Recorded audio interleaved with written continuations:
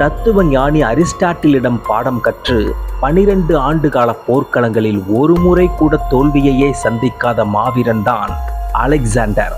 தன் 32வது வயதில் மரணப்படுக்கையில் கிடந்தார். அவரது ஒரு கண் நீளமாகவும் மற்றொன்று பழுப்பு நிறமாகவும் மெல்ல செருகிக் கொண்டிருந்தது. உலகையே வென்ற அந்த சக்கரவர்த்தி தன் தளபதிகளை அழைத்து 3 இறுதி ஆசைகளை கூறினார். நான் இறந்த பின் எனது சவப்பெட்டியை சிறந்த மருத்துவர்கள் தான் சுமக்க வேண்டும். நான் வென்ற செல்வங்கள் வீதி எங்கும் தூவப்பட வேண்டும். எல்லாவற்றுக்கும் மேலாக எனது வெறும் கைகள் சவப்பெட்டிக்கு வெளியே தொங்கியபடி இருக்க வேண்டும். அதிர்ந்து போன தளபதிகளிடம் கண்ணீர் மல்க தன் கடைசி மூச்சில் அந்த ரகசியத்தை சொன்னார். மரணத்தை எந்த மருத்துவராலும் தடுக்க முடியாது. சேர்த்த செல்வம் எதுவும் கூட வராது. உலகையே வென்ற அலெக்சாண்டரும் போகும்போது வெறும் கையோடு தான் போகிறான் என்பதை உலகம் உணரட்டும்.